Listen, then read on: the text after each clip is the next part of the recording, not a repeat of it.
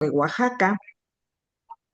Tenemos del Colegio de la Frontera Norte, el Instituto de Ciencias de la UAPJO, de la FES Zacatlán, de la Universidad de las Lenguas Indígenas de México, de la Universidad Autónoma de Puebla, del Estado de México, de Querétaro, de Tehuacán. Eh, en realidad es bastante grato tener a todos ustedes con nosotros. Inclusive tenemos también del Colegio de la Frontera Sur, de norte a sur. Estamos hoy con ustedes. También la Universidad Autónoma de Barcelona. Y no quiero dejar a ninguno de los inscritos, ya nos iremos conociendo a lo largo de estos seminarios y diversas instituciones y organismos de la sociedad civil. Gracias a todos, bienvenidos. Y doctora, si gusta usted dar por iniciados los trabajos, doctora Marcela Amaro, para que ya pueda la doctora y el doctor arrancar. Muchísimas gracias, doctora Gaitán. Pues un gusto, como bien ya lo dijo, este seminario interinstitucional Perspectivas Regionales de las Ciencias Sociales en México, pues es un seminario que hemos venido trabajando ya por varios meses entre el Instituto de Investigaciones Sociológicas de la Universidad Autónoma Benito Juárez y el Instituto de Investigaciones Sociales de la UNAM.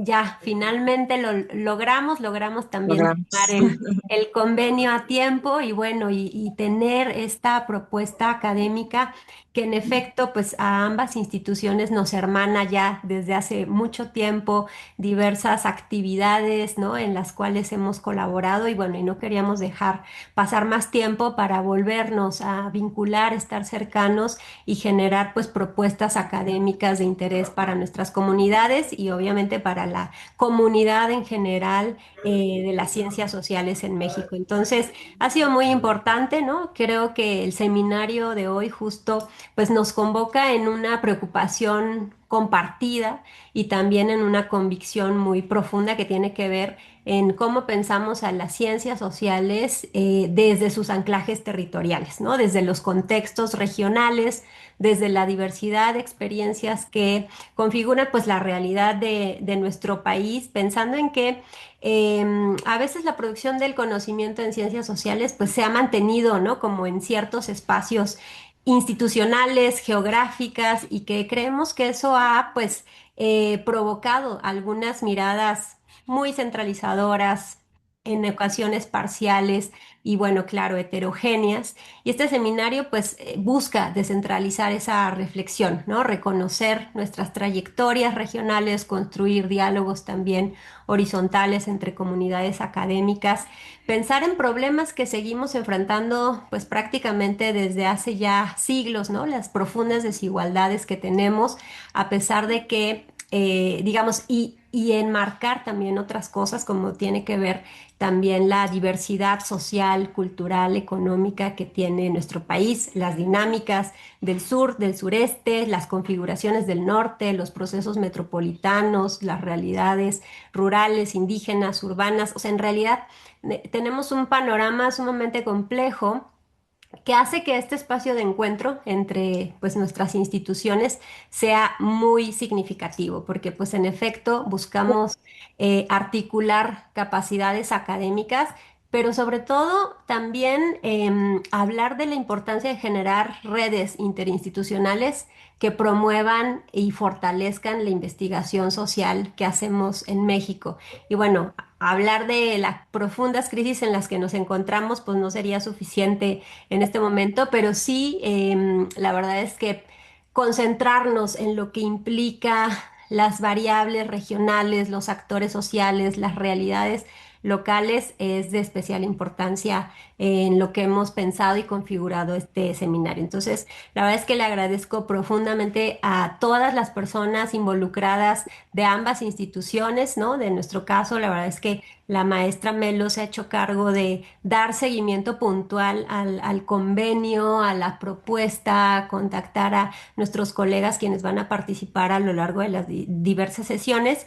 Y creo que es muy oportuno también la manera en la cual se organizó, ¿no? La participación siempre de un colega de de ambos institutos hará que este diálogo y esta comunicación sea mucho más fructífera para todos quienes se han inscrito. Y creo que, pues ya lo dijo la doctora Gaitán, tenemos un número muy importante de personas inscritas, más quienes después podrán Es seguir correcto. y ver, ¿no? No en tiempo real, pero podrán después poder acceder a las grabaciones, ¿no? De lo que será el seminario, lo tendremos completo para quienes después quieran poder acceder a todos los contenidos. Así es que, pues muchísimas gracias, en especial a la doctora Gaitán, porque sin su impulso, sin su invitación, esto no hubiese sido posible. Ya sabe que me dio muchísimo gusto todo el trabajo que hemos realizado y obviamente este es el inicio de una larga colaboración que esperemos que fructifique en muchos otros eventos académicos. Y pues agradecerle también al doctor Ruiz Ponce que nos acompaña aquí, a la doctora Elena Nava, quienes darán inicio de forma magistral a este seminario y estoy segura que, bueno, que los estudiantes y participantes quedarán con un muy buen sabor de boca de lo que el seminario significará también para sus propias formaciones. Muchísimas gracias, Elena, Heriberto, bienvenidas, bienvenidos a todas, a todos, y que sea todo un éxito el seminario. Muchas gracias, doctora Gaitán. Un gusto, Marcela, y seguimos en comunicación. Y damos arranque entonces, después de la agradable presentación de la doctora Marcela, a la maestra Tere Antonio, quien será la moderadora de este evento. Adelante, por favor, maestra Tere. Gracias, doctora. Muy buenos días a quienes nos acompañan en esta primera sesión del seminario interinstitucional. Agradecemos la bienvenida de la doctora Marcela Amaro Rosales y la doctora Laura Irene Gaitán, que son las responsables académicas de este seminario interinstitucional. Y para dar inicio a esta primera sesión, Identidades, Cultura y Territorialidad, contamos con la presentación de las ponencias magistrales de la doctora Elena Nava Morales y el doctor Heriberto Ruiz Ponce. Iniciaremos con la presentación de la doctora Elena Nava Morales, quien abordará el tema culturas locales, saberes ancestrales y prácticas comunitarias. Para ello me voy a permitir leer una breve semblanza curricular de la doctora. La doctora Elena Nava Morales es investigadora titular A definitiva del Instituto de Investigaciones Sociales. Ha trabajado con medios de comunicación y TIC en el ámbito indígena durante más de 20 años. Obtuvo la maestría y el doctorado en Antropología Social en la Universidad de Brasilia, Brasil, con la tesis Totopo al aire, radio y comunalidad en Oaxaca, México. Una etnografía sobre una radio comunitaria en la región del Istmo de Tehuantepec, publicada en 2018 por el CIESAS Casa Chata. En 2016 fue ganadora de la beca para mujeres en las ciencias sociales, otorgada por la Academia Mexicana de Ciencias, el Consejo Nacional de Ciencia y Tecnología CONACYT y el Consejo Consultivo de Ciencias de la Presidencia de la República, por su proyecto de investigación postdoctoral Fuerzas hegemónicas y contrahegemónicas en la comunicación indígena, llevado a cabo en el ISUNAM. Durante su trayectoria profesional ha recibido la beca complementaria para estudios de posgrado del Instituto Internacional de Educación 2006-2008 y la Engage Research Grant 2023 de la Werner Rain Foundation. Su experiencia laboral y profesional abarca diversos campos de actuación en el INA, CIESAS, UNAM y en la Universidad de Brasilia, con temas como medios de comunicación, comunitarios indígenas, tecnologías digitales y pueblos indígenas, procesos de resistencia indígena, antropología colaborativa y metodologías. Esto es una breve semblanza de todo el trabajo académico que ha desempeñado la doctora Elena, a quien le vamos a otorgar la palabra. Me voy a permitir informarles a nuestros ponentes que cuentan con un tiempo de 35 minutos para su exposición, para que nos puedan presentar aquí sus planteamientos, y me permito también comentarle a quienes nos acompañan de manera presencial y de manera virtual que vayan preparando sus comentarios, sus preguntas en el chat. se estarán considerando para que al final de las dos presentaciones podamos tener un espacio de preguntas, respuestas y lecturas de comentarios. Sin más, le otorgamos la palabra a la doctora Elena Nava Morales. Adelante, doctora. Muchísimas gracias, maestra Tere. Bueno, primero agradecerles, decirles que estoy, bueno, me honra muchísimo poder dar esta presentación, esta primera presentación en este seminario interinstitucional. Creo que será muy fructífero, ya como lo mencionaron nuestras directoras. Creo que también les agradezco a ellas y también a la maestra Orquídea, ¿no? Que también ha estado al pendiente de toda la organización de este seminario. Entonces, bueno, primero agradecer y bueno, ojalá que ustedes puedan tener pues diversas preguntas. Estamos aquí también para contestar y para establecer un diálogo, ¿no? Como ya lo mencionaron, es importante continuar con estos diálogos, ¿no? Yo llevo muchísimos años ya trabajando en Oaxaca, desde que tenía 21 años aproximadamente, hace ya bastante, ¿no? 24 años más o menos. Entonces creo que, bueno, me gusta mucho, me da mucha felicidad poder estar de la mano con también nuestra universidad, la UAPJO, ¿no? Que en varios momentos hemos participado por allá de diversas formas. Entonces, bueno, sin más, daré inicio a mi ponencia. Me gustaría compartir la pantalla, voy a apretarle aquí. No sé si se ve o aún no, no lo sé. Creo que ya, ¿verdad? Sí, ya se Ya. ve ya. Perfecto. Bueno, voy a reducir. Ay, no. Me voy a reducir a un tamaño pequeño para que no. Aquí. Listo. Entonces, bueno, pues la ponencia lleva como título Culturas locales, saberes ancestrales y prácticas comunitarias. Yo soy Elena Nava Morales, de aquí del Instituto de Investigaciones Sociales de la UNAM. Posterior a esto pueden también tener mi correo por si hay alguna diálogo que quisieran establecer. Estoy abierta a posibilidades, ¿no? Que podamos también continuar dialogando, platicando. Bueno, como les decía, ya llevo un tiempo trabajando en el estado de Oaxaca, entonces, bueno, me voy a abocar precisamente a hablar sobre Oaxaca. Y bueno, sabemos, como ustedes lo saben, en la UAPJO, ¿no? Y varios de nuestros participantes que me imagino que también trabajan en Oaxaca o han participado en seminarios diversos, ¿no? Con los temas que corresponden a esta entidad de nuestro país. Es una entidad federativa con un porcentaje, con el mayor porcentaje de población indígena en México, ¿no? El 26.3% de su población total, según datos del INEGI, ¿no? Del 2025. El censo del 2020 identificó a más de 1.2 millones de hablantes de lenguas indígenas en el estado, destacando sobre todo pues el zapoteco, el mixteco, el mazateco y el mije, siendo uno de los estados con mayor riqueza cultural. Aquí presento un mapa, ¿no? En donde se presentan las regiones, ¿no? Del estado de Oaxaca.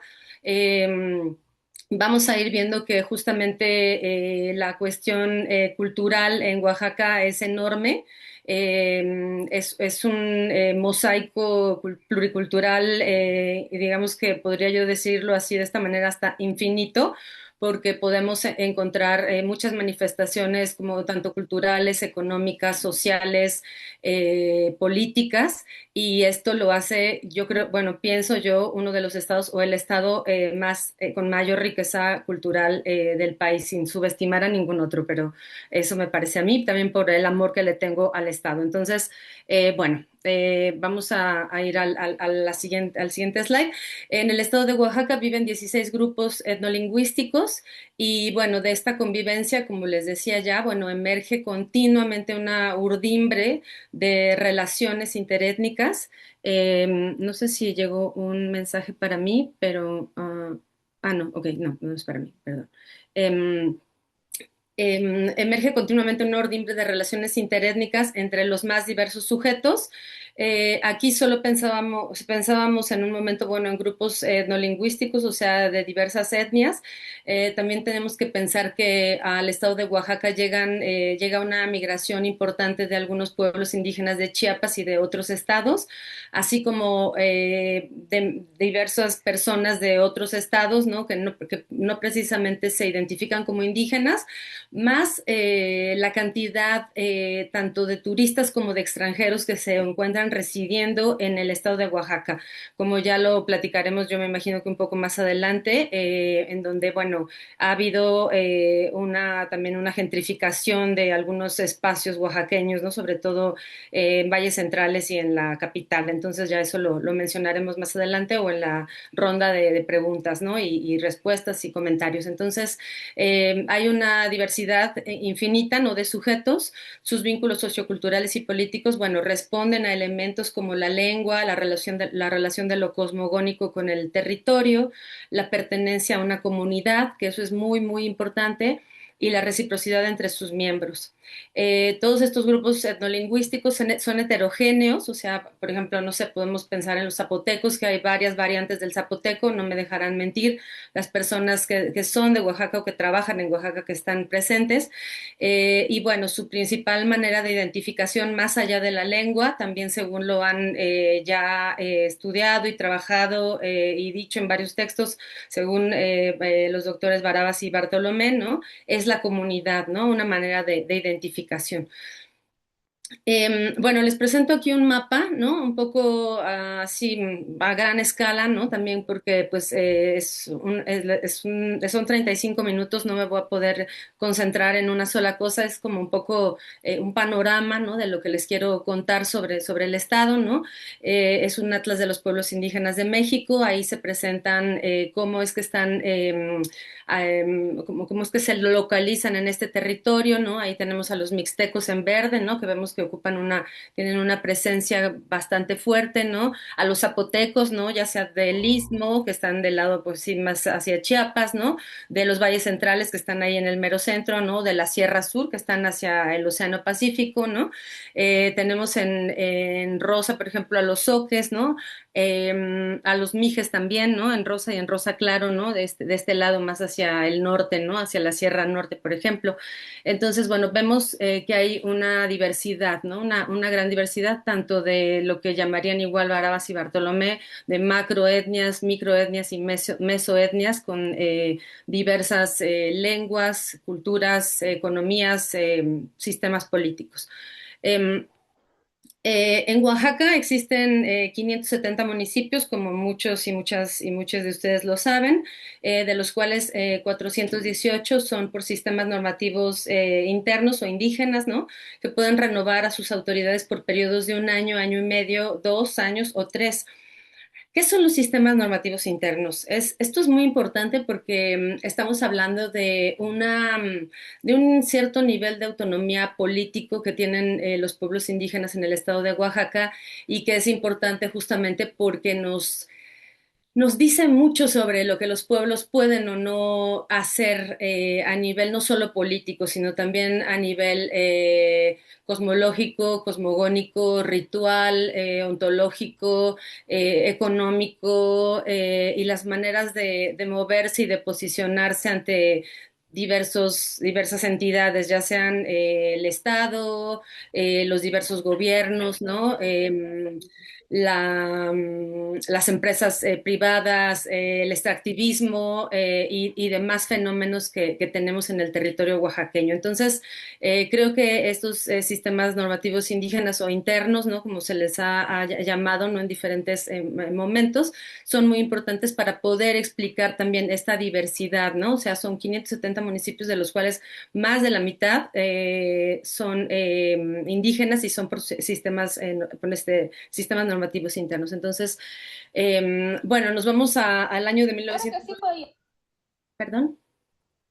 Ah, sí, les pido por favor si pudieran cerrar sus micrófonos, si son tan amables, porque ahí me confundo y como no puedo ver la pantalla con ustedes, no sé muy bien si me hablan a mí o si qué está pasando. Entonces, gracias.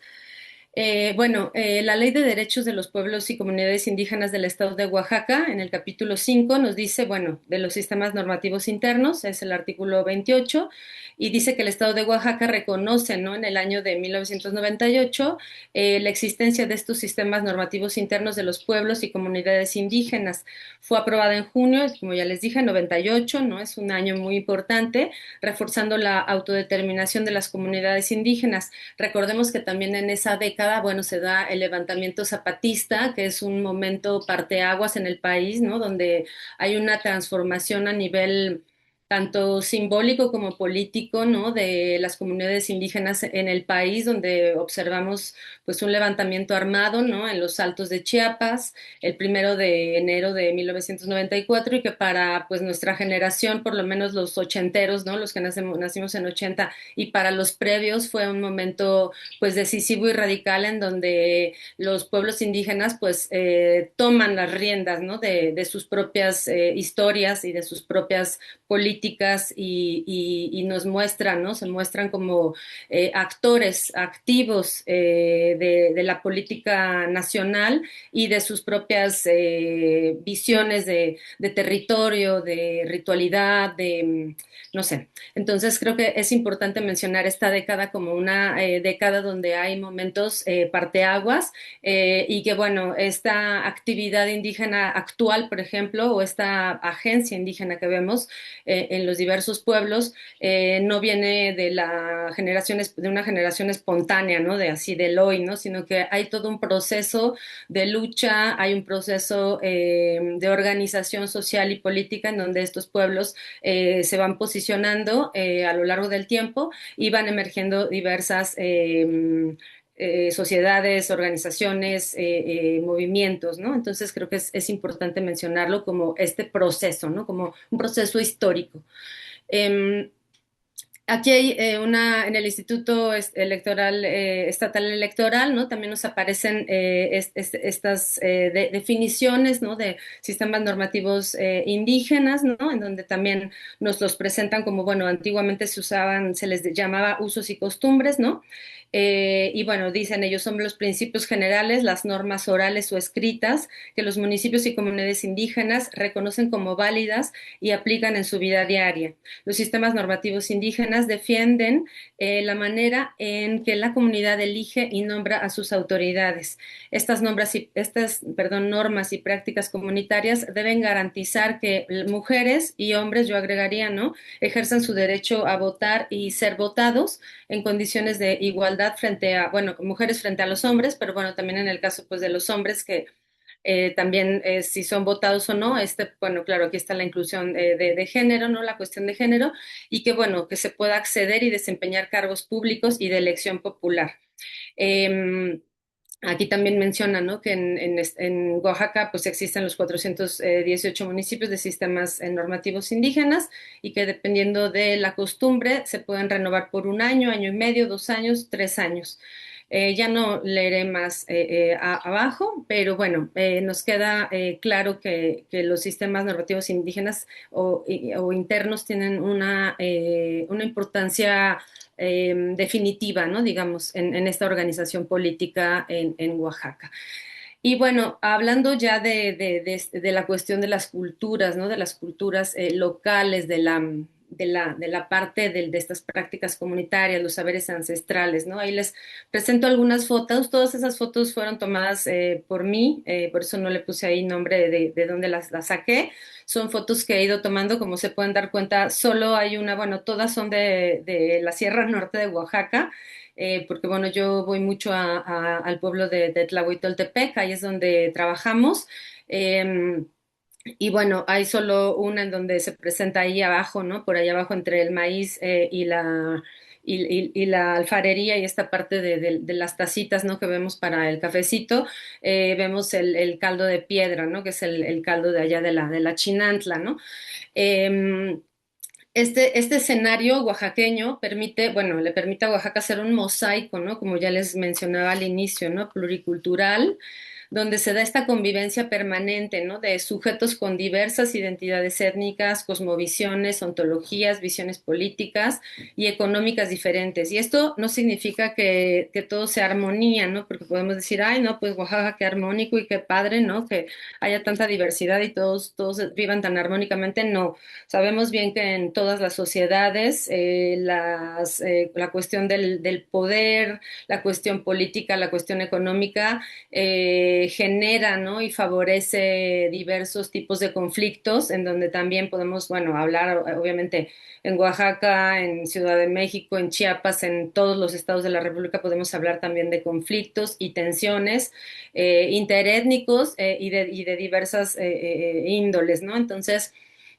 pero sí es importante mencionar que esta cuestión del mosaico pluricultural es importante porque nos lleva a pensar en cómo es que estos diversos sujetos están conviviendo de diversas maneras también, no solo de manera armónica, sino también teniendo algunos conflictos y tensiones en este territorio oaxaqueño. Entonces, bueno, frente a esta gran complejidad, creo que es importante, bueno, pensar todo lo que podría derivarse, ¿no? De como los fenómenos sociales que se derivan de esa complejidad. Eh, bueno, una característica del sistema de Estados-nación del siglo XXI es justamente la creciente participación política y cultural de los pueblos y comunidades indígenas y afrodescendientes, superando los intentos de asimilación y extinción y en su lugar construyendo vanguardia por sus demandas y propuestas de reconocimiento a la diversidad cultural y bioambiental del cual son históricos portadores y conocedores por ser parte de su hábitat territorial y espacial. Y en ese sentido, bueno, está uno de los temas que da nombre, que da título a la ponencia, ¿no? Que es los saberes ancestrales, ¿no? Creo que es importante justamente poder pensar, y como les mencioné hace unos minutos, ¿no? A estas comunidades indígenas y afrodescendientes, a estos pueblos, ¿no? Que constituyen al México actual, ¿no? Más allá de esta asimilación o de este indigenismo de viejo cuño, ¿no? Que pretendía más una integración de los pueblos indígenas y que, bueno, ni se pensaba en aquel tiempo en los pueblos afromexicanos, ¿no? O afrodescendientes, y que, bueno, el México contemporáneo nos habla de que, pues, ya esto va mucho más allá, ¿no?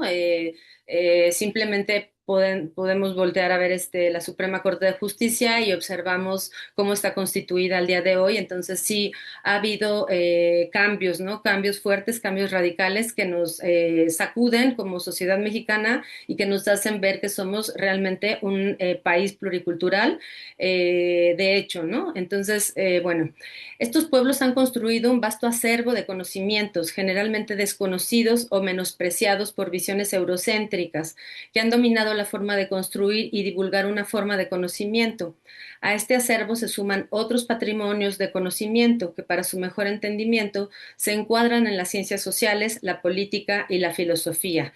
Estos diversos conocimientos pues están aquí al lado de nosotros, ¿no? Todos los que nacimos en territorio mexicano al menos sabemos de estos conocimientos porque los vivimos en nuestras familias, con nuestras abuelas, con nuestros tíos, nuestras tías, nuestros ancestros, digamos, ¿no? Que la pasada del huevo, porque por las energías, cuestiones que a veces nos parecen a lo mejor desde la ciencia eurocéntrica o positivista que están raros o que están mal o que a lo mejor son conocimientos que no justamente desconocidos o menospreciados porque no encajan en pues sí, en este conocimiento positivista, ¿no? De decir, bueno, pues se puede comprobar o no se puede comprobar. Yo creo que habría que ir más allá, ¿no? Para poder pensar y para poder aprender con H estas visiones, ¿no? Desde los pueblos y desde la gente, desde lo local, ¿no? Que están curándose, que están aprendiendo, que están negociando, ¿no? Desde sus propias visiones y cómo todo eso también nosotros lo hemos pasado, todas y todos los que somos mexicanos, claro que hemos experimentado ese tipo de conocimientos, ¿no? Al estar en este territorio, ¿no? O que tómate el té de poleo, ¿no? Por ejemplo, bueno, en la sierra, ¿no? Que se da mucho el té de poleo para el estómago, o el té de manzanilla aquí en la ciudad, ¿no? Que, bueno, para tal y para tal cosa. Entonces, bueno, también toda esta construcción de conocimiento de, no sé, por ejemplo, las plantas, el conocimiento del hábitat, el conocimiento del ambiente donde viven los pueblos, ¿no? También reconocer, por ejemplo, los cuidados que se tienen con el medio ambiente a diferencia de experiencias donde, por ejemplo, hay partidos políticos rigiendo, ¿no? A diferencia de los lugares en donde están los sistemas normativos internos, yo creo que sí hay una diferencia muy grande, ¿no? En los cuidados de los territorios, ¿no? Pienso un poco a lo mejor en algunos lugares de la Sierra Sur, contrastándolos con algunos espacios que son territorios pues comunitarios y de usos y costumbres o sistemas normativos internos de la Sierra Norte, ¿no? En donde el cuidado de los bosques, por ejemplo, es una cosa es central, ¿no? Justamente para poder tener estos territorios cuidados y bien abastecidos de lo que es necesario, ¿no? Para que subsistan. Entonces, creo que por ahí también va la idea de esta charla, de esta ponencia. Em, Pienso que para aproximarnos hoy a las culturas locales, a los saberes ancestrales y a las prácticas comunitarias, que son los tres temas centrales de esta charla, ¿no? Es necesario reconocer el legado y la actualidad del pensamiento indígena y afrodescendiente con sus múltiples aristas, como son los intelectuales y creadores indígenas y afro, ¿no? Que están, muchos de ellos están muy en boga, hay gente que está haciendo cosas muy interesantes, ¿no? Desde las ciencias sociales, desde las ciencias más duras, ¿no? Desde las tecnologías, y entonces creo que esa aproximación y ese reconocimiento de ese legado es muy importante, ¿no? Al igual que la visibilidad de la academia indígena, ¿no? En donde participan mujeres y hombres. Tuvimos un encuentro el año pasado, ¿no? Con varias académicas indígenas y ellas pues nos mostraron, ¿no? Varios de los trabajos que tienen a partir de los saberes locales y las prácticas locales, ¿no? Comunitarias y también de organizaciones de mujeres, que bueno, son experiencias muy interesantes a lo largo del territorio, ¿no? Del país. Y bueno, y también sus propuestas de mejoramiento y bienestar a fin de revertir siglos de colonialidad, la conciencia de las implicaciones del uso de las tecnologías digitales y los medios de comunicación, que es un tema que particularmente yo lo trabajé en el Istmo de Tehuantepec, ¿no? En la ciudad de Juchitán de Zaragoza, con una radio comunitaria, que como mencionó nuestra moderadora, fue la radio Totopo, ¿no? Y también, bueno, actualmente aquí mis investigaciones son sobre tecnologías digitales, sobre todo estoy trabajando en la Sierra Norte de Oaxaca con una creadora de contenido, Roxy, que ella hace algunos contenidos sobre más, no tan políticos, pero sí con algunas cuestiones de la lengua y también de varias costumbres que se tienen en el pueblo de Tlahuitoltepec, ¿no? De Santa María Tlahuitoltepec, Mije. Bueno, esta otra de las aristas, ¿no? Del pensamiento indígena, pues son las epistemologías desde abajo o del sur, también como fueron llamadas por Boaventura y por otros diversos colegas, ¿no? Que registran y documentan justamente las opciones no universales ni hegemónicas, ¿no? De este conocimiento, de esta manera de ver el mundo, ¿no? Y bueno, entre otras aristas. Me parece también que agregar a esta idea de reconocer el legado y la actualidad del pensamiento indígena y afro es muy importante pensar en los compañeros y colegas indígenas como coetáneos, ¿no? Coetáneos, bueno, es una categoría que yo descubrí, parece que viene de la literatura, pero bueno, es un término en español que lo usa mucho un antropólogo que se llama Johannes Fabian y él habla de cómo es que todos somos, quiere decir, o bueno, un sinónimo de coetáneos es contemporáneos, ¿no? Entonces, esas ideas ideas un poco antiguas, ¿no? De viejo cuño, también del mismo indigenismo o de el positivismo, ¿no? El evolucionismo, de pensar, bueno, es que como se pensaba antiguamente en nuestros antropólogos de inicios del siglo XX, ¿no? En donde decían, bueno, es que los primitivos, los salvajes, ¿no? Se hablaba de esas comunidades como si estuvieran allá detenidas en el tiempo y no fueran actuales, ¿no? Siendo que todos estamos montados en el mismo barco, ¿no? O sea, todos estamos en ese barco que se llama, bueno, según las últimas veces que lo he charlado, lo he platicado, que se llama capitalismo, y que entonces estamos todos subidos, claro, en condiciones de desigualdad, porque todos estamos en condiciones de desigualdad de diferente manera, ¿no? De maneras heterogéneas, pero sí desde la desigualdad, y que entonces cómo nos apropiamos o cómo vemos o cómo observamos esas otras maneras, ¿no? De estar siendo coetáneos y de estar compartiendo ese mismo barco, ¿no? Entonces, eso también es importante como mantenerlo en mente al aproximarnos justamente a estas culturas locales, a estos saberes ancestrales, a estas prácticas comunitarias. Em, bueno, me parece que en una sociedad hegemónicamente occidental como la mexicana, la práctica científica tradicional ha legitimado, perdón, o legitimizado acciones violentas y ha marginado otras epistemologías. Esto incluye saberes existentes en territorios colonizados, así como conocimientos recientes que son vitales para grupos subalternizados. La ciencia ha llevado en distintos sentidos a la invisibilización de estos saberes, a veces incluso a su instrumentalización, ¿no? Por ejemplo, por la parte también política, ¿no? Algunos grupos políticos o partidos políticos, ¿no? Y en casos extremos a la desaparición de los mismos y de las subjetividades que los sustentan, ¿no? Esto nos lo dice una colega aquí de la Facultad de Filosofía, ¿no? Melina Gastelum, que trabaja justamente con cuestiones de ciencia y epistemologías locales, saberes locales. Eh, Me parece a mí que, bueno, la apropiación de esta modernidad, ¿no? A lo que le podríamos llamar modernidad, ¿no? Con una buena dosis ahí de capitalismo, ¿no? Integrada a la palabra modernidad, por los intelectuales indígenas, bueno, ha tenido varios momentos, que es también una cuestión que hemos estado trabajando con la doctora Natividad Gutiérrez Chong, que ella lo ha trabajado particularmente, pero que, bueno, ahora en unos últimos proyectos que hemos tenido juntas, ella lo menciona en varios momentos, ¿no? Bueno, en un primer momento significó que la educación magisterial impulsada por el Estado, impulsada por el Estado, perdón, para forjar una nación monocultural y monolingüe, ¿no? Que es lo que les comentaba hace rato, un poco mediante la asimilación y desde el indigenismo, y bueno, que eso no prosperara, al contrario, los maestros utilizaron el sistema educativo del Estado para poner en la palestra las demandas de una nación incluyente que garantizara la continuidad de culturas y lenguas indígenas, ¿no?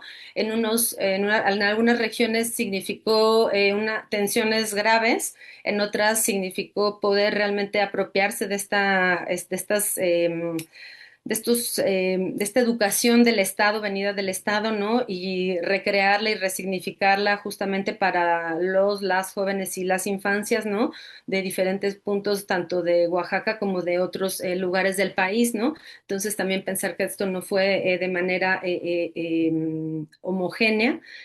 Eh, y bueno, la apropiación de la modernidad, o como la llamó Marshall Salins, la indigenización de la modernidad, se observa de forma clara en el estado de Oaxaca con la emergencia de intelectuales indígenas, ¿no? Entre ellos, por ejemplo, los antropólogos promotores de la comunalidad, ¿no? El Ayuk Mije Floriberto Díaz y el zapoteco Jaime Martínez Luna, quienes son centrales para entender los orígenes de esta teoría sobre el mundo.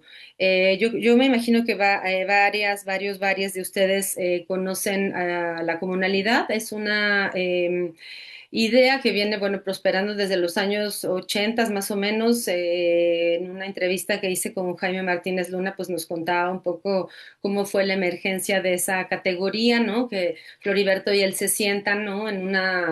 en un momento en que se encuentran en estos momentos festivos de las comunidades oaxaqueñas, ¿no? Creo, me parece que estaban en Guelatao o en Tlahui, no lo sé, y entonces empiezan a forjarla, ¿no? A pensar cómo es que pueden traducir, digamos, ¿no? Su comunidad hacia el exterior o hacia las personas que están afuera, que están mirando, ¿no? Entonces ellos acuñan este término de comunalidad para poder hablar de sus propias maneras de ver el mundo, de sus propios sistemas, de su propia organización, ¿no? Política, ritual, ¿no?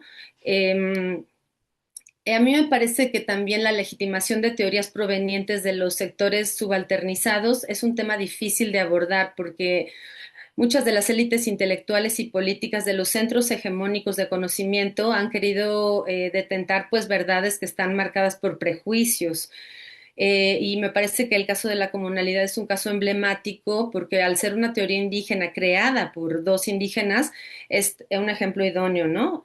Porque bueno, al aparecer no apareció justamente en las investigaciones y discursos académicos hegemónicos de aquí de México, ¿no? Del país. Su emergencia se dio de forma local. Algunos indios y no indios, o indígenas y no indígenas, al paso de los años, han utilizado la comunalidad en la militancia o en la academia. Y bueno, algunos ejemplos que tenemos que ustedes deben conocer, claro, en el estado de Oaxaca, es, bueno, Benjamín Maldonado, Rendón Monzón, Arturo Guerrero, Carlos Manso, Alejandra Aquino, ¿no? Es una colega que está en Ciesas Pacífico Sur, ¿no? Yo también me pongo ahí, ¿no? Me sumo a la lista, entre otros. Me parece, tengo ya solo 5 minutos, estoy aquí pendiente del tiempo. Bueno, ya casi voy a terminar. El caso de la comunalidad me parece que refleja un epistemicidio sustentado en visiones occidentales sobre los pueblos indios que intentaron invisibilizar, bueno, este epistemicidio intenta invisibilizar ontologías alternas, ¿no? Por formas modernas de pensar el mundo, ¿no? O sea, unas por otras.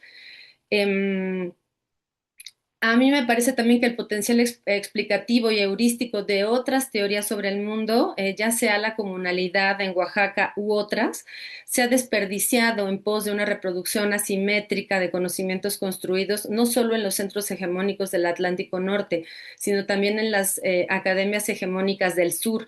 Y eso me parece que es muy importante decirlo así abiertamente porque justamente lo que estamos buscando y lo que me parece que también en este seminario tendremos la oportunidad es de buscar justamente, ¿no? Los conocimientos, los saberes, las maneras en que diversos académicos del punto de donde vengan, del lugar de donde vengan, puedan ser escuchados, ¿no? Donde varias voces puedan ser escuchadas, oídas y poder poner en diálogo esas voces, ¿no? Me parece que eso es muy importante.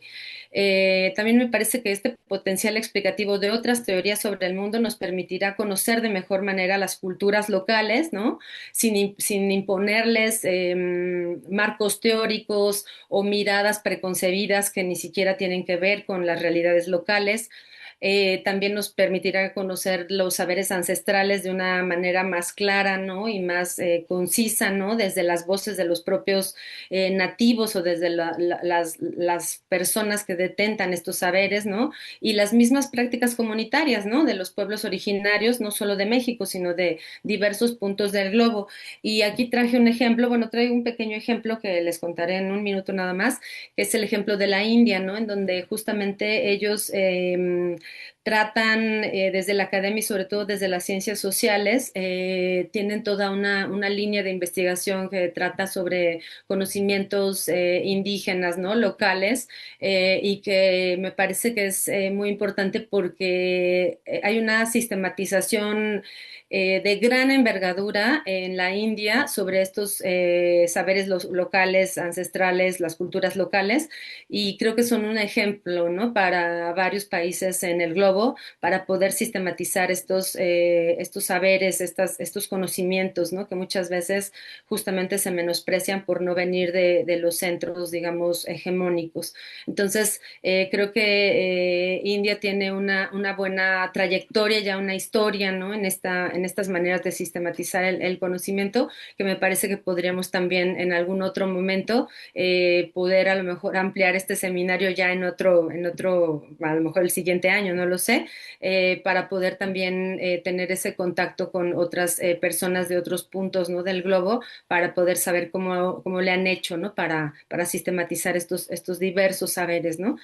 Em, bueno, por ello me parece que ya para finalizar se torna central en estos tiempos visibilizar las contribuciones no solo teóricas de los pueblos indígenas en Oaxaca y en otros lugares del mundo, sino de sus propuestas en el campo de las ciencias, de las artes, de la economía, de la política, de la comunicación y de muchas más, ¿no? De muchas más propuestas en diferentes campos. Y bueno, pues les agradezco mucho su atención. Espero que haya sido una charla que haya dejado pensar algunas cuestiones. Podemos platicar al final de la presentación de mi colega que viene a continuación. Y bueno, les agradezco mucho su atención y también la invitación. Gracias. Muchas gracias, doctora Elena. Gracias también por el cuidado del tiempo. Está en el minuto exacto, justamente ha terminado su presentación. Y les recordamos que la sesión de preguntas es al finalizar la segunda ponencia, para que también vayan anotando sus comentarios, nos vayan compartiendo sus preguntas en el chat. Aquí estaremos atentas a ello. Y vamos entonces a continuar con esta primera sesión. Escucharemos ahora la ponencia del doctor Heriberto Ruiz Ponce, quien abordará el tema de estudios sobre la construcción de identidades regionales. Me voy a permitir leer también la semblanza curricular del doctor. El doctor Heriberto Ruiz Ponce es doctor en Estudios Iberoamericanos por la Facultad de Ciencias Políticas y Sociología de la Universidad Complutense de Madrid, posgraduado en Regionalismo, Desarrollo Social y Fronteras de la Universidad de Buenos Aires, Cuba, a través de la Oficina de Cooperación de la Unión Europea para América Latina. Cuenta con un diplomado en Análisis de Información Geoespacial por el Centro de Investigación en Ciencias de la Información Geoespacial del CONACYT, Centro Geo, y en Sistemas de Información Geográfica por el Instituto de Geografía de la UNAM. Actualmente se desempeña como profesor investigador de tiempo completo en el Instituto de Investigaciones Sociológicas de la Universidad Autónoma Benito Juárez de Oaxaca, adscrito al área de estudios políticos y al cuerpo académico de género, raza y clase. Es miembro del Sistema Nacional de Investigadoras e Investigadores Nivel 1, fue coordinador de la región sur-sureste del Consejo Mexicano de Ciencias Sociales, COMEXO, del 2016 al 2019, y director del ISWAPCO durante el periodo 2021-2024. Centra sus intereses académicos y de investigación en temas sobre la construcción de identidades políticas, espacialización de la violencia, etnonacionalismos y procesos descoloniales de los pueblos indígenas y afrodescendientes de América Latina. Le agradecemos al doctor Heriberto Ruiz Ponce que nos acompaña en esta primera sesión y le otorgamos la palabra para su presentación. Adelante, doctor. Muchas gracias. Gracias, Tere. Voy a poner también mi reloj para irme controlando el tiempo. Muy buenas tardes a todas quienes se han tomado el tiempo en tener la confianza en escucharnos, en observarnos y en conversar en los temas que nos convocan, que nos gustan, ¿no? Les agradezco mucho a quienes tienen encendida la cámara. Siempre que doy sesiones en línea me siento solo cuando no prenden la cámara. Gracias, Edma, Irving, Irán, Patricia y Xochitl, ¿no? Les agradezco mucho el espacio y el tiempo. Voy a tratar de ser muy concreto, más que una charla densa de teoría. Yo lo que quise es, pues, abrir boca, digamos, con una provocación. Cuando nos preguntaron sobre las temáticas que quisiéramos abordar aquí, pues ya se los comentaron. Nosotros nos ajustamos a una temática, y en específico yo elegí platicarles sobre esto que se llama Estudios sobre la construcción de identidades regionales. Voy a compartir ya saben que el PowerPoint es como el karaoke de los académicos, así que es un apoyo, digamos, pero que lo voy a necesitar. A ver, déjenme nada más aquí compartir, ¿verdad? A ver, ¿verdad? Nada más que me confirmen, por favor, que lo puedan ver. ¿Sí lo Sí, ven? se puede ver muy bien, gracias. Entonces, básicamente lo que quiero es, voy a dividir estos minutos, son muy breves los minutos, pero los podemos aprovechar muy bien. Agradezco la apertura que ha tenido la doctora Elena Nava, me va a servir mucho para puntuar lo que ahora les quiero comentar. Eh, Hablar de estudios, es decir, enfoques de maneras en cómo abordar eso que se llama construcción o cómo se construyen las identidades regionales es muy complejo, como sucede con prácticamente todas las categorías que solemos utilizar en las ciencias sociales. Antes de entrar en ello, voy a tener una primera provocación, una reflexión personal que cada uno de los... Yo he elegido imágenes para que ustedes piensen conmigo sobre esto, y después les voy a contar sobre uno de los ejemplos que durante varios años he seguido, el caso justamente de los afromexicanos en México. Miren ustedes, esta imagen, que todas las bajé de internet, todas estas imágenes, cuando ustedes la ven, es la famosa Cataratas de Iguazú. La pregunta sería, ¿dónde están? Y cuando uno lo revisa, es la famosa triple frontera. Está entre Argentina, en Brasil y Paraguay, justamente unos 8 kilómetros hacia el noroeste. Hay un punto específico, ahí les pongo la coordenada, quien quieran buscarlo después en los mapas. Hay un punto en medio del río en el que confluyen estos tres países de manera imaginaria. Uno ve la imagen y por supuesto no ves ninguna frontera, ninguna línea divisoria, etcétera. Y sin embargo, se evoca a tres conceptos distintos de nacionalidad: argentinos, brasileños y paraguayos.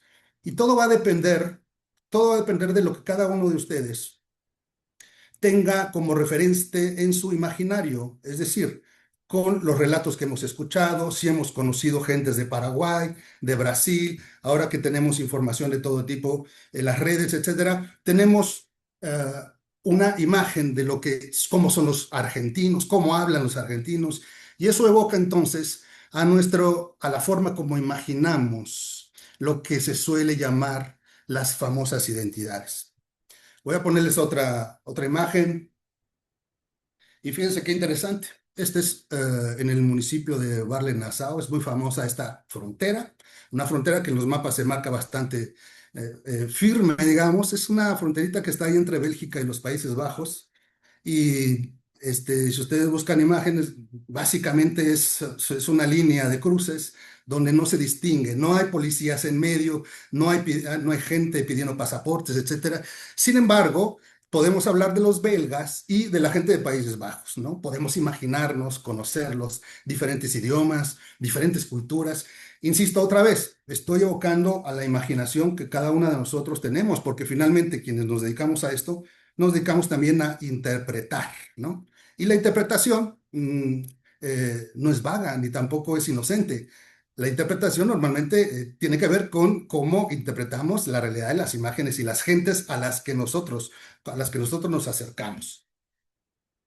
Y una última, bien conocida frontera por todas y todos nosotros, es la famosa de frontera México-Estados Unidos, pero estaba yo eligiendo hace un par de días si les colocaba la frontera de Gaza, que es una de las más militarizadas del mundo actualmente, pero bueno, aquí en nuestra propia frontera tenemos esto. ¿Qué diferencia notan ustedes entre esta invención, si es una invención física, las fronteras, el imaginario y las distinciones de las gentes en el mundo? ¿Por qué entonces existe esta radicalidad, ¿no? Para dividir, para fraccionar y además para asociar, ojo, las identidades a territorios, específicamente a territorios. Una reflexión previa, conceptual, que creo que es necesaria para que yo no dé por hecho que todos estamos entendiendo lo mismo. El concepto de identidad, que atraviesa muchísimos estudios y hay muchísimos enfoques, etimológicamente recordarán que viene, sí, del latín, idem, es una disidencia, idem, que significa lo mismo. Sin embargo, al cabo de los años, unieron, digamos, la repetición de la palabra idem, que significa lo mismo, la dobletearon con idem. Entonces crearon idem, idem, y hay una pseudo disinencia que la unión y es ident, idem, lo mismo de lo mismo. Hay múltiples explicaciones, porque entonces la identidad se construye con lo mismo de lo mismo. Ejemplo, el psicoanálisis lo ha explicado perfectamente, me parece, que para que uno se pueda constituir o entender o construir su propia identidad, necesitas tener al otro, ¿no? Hay muchas formas de decirlo, la otredad, la nosotridad, etcétera, etcétera. Entonces, esta palabra, por supuesto, atraviesa muchísimos estudios, muchísimos enfoques, y durante décadas ha sido motivo de revisión. Ahora, el tema que me convoca aquí, el otro concepto es regionales, regiones. Desde el latín viene regio, y regio, la traducción, digamos, al castellano moderno, tiene que ver con una línea fija, una regio, es prima hermana de regla, es una línea. Entonces, ya tenemos por lo menos dos propuestas etimológicas de dónde nacen estos dos conceptos, tanto identidad, lo mismo de lo mismo, yo me reflejo con el otro y al entender las diferencias con el otro, entiendo mis propias diferencias y lo que me constituye. Y esto que se llama región tiene que ver en origen etimológico, pues por supuesto con unas líneas rectas imaginarias y otras veces muy bien definidas y materialmente como la que estamos ahora mostrando. Entonces, eh, tanto el concepto de identidad como región, pues son de los conceptos que más se han subjetivado, adjetivado en el mundo. Hay identidades colectivas, identidades subjetivas, etcétera, etcétera, etcétera. Aquí, en términos de esta charla de 30 minutos, para seguir sobre la línea que hemos decidido platicarles, esto tomemos, digamos, un concepto general sobre qué entenderíamos como una identidad regional. Pues lo podemos entender en general, como pues un conjunto de representaciones, es decir, símbolos, ¿no? Prácticas, significados compartidos que permiten a un colectivo, es decir, no la identidad subjetiva personal, reconocerse como perteneciente a un espacio determinado y nos diferencia de otros, ¿no? Ahí otra vez evoco, cuando nosotros decimos si alguien es de aquí, de algún pueblo, de Tuxtepec o de algún otro estado de Guerrero, los guerrerenses evocarán y asociarán, por ejemplo, yo soy guerrerense porque como esto y además me gusta bailar este tipo de música. Ah, sí, pero los de Oaxaca nos gusta esto. Muy bien. En ese sentido, la pregunta sería, ¿cómo abordamos desde el punto de vista de los estudios sociales? ¿Cómo dentro de esta complejidad de identidades y de autodefiniciones del mundo, cómo abordaríamos esta forma de concebirse a sí mismo las personas y las colectividades? Fíjense, yo este dato me parece siempre muy interesante. Los lingüistas dicen que hay en el mundo cerca de 6.000 o 7.000 lenguas vivas, menos las que ya se han perdido. Unas 7.000 lenguas vivas. Y cada una de estas lenguas se podría suponer que está asociada a una identidad colectiva, que la gente defendería su propia percepción del mundo a través de su lengua. Imagínense la complejidad. En el caso de México, recuerdo a José del Val cuando teníamos algunas reuniones y decía, es que normalmente en México, pues por supuesto por el peso histórico que tienen los pueblos indígenas, tenemos que centrarnos en ellos, y etcétera. Pero si habláramos de identidades de diversidad cultural e identitaria, fíjense, el INEGI tiene registrado unas 190 nacionalidades en el país.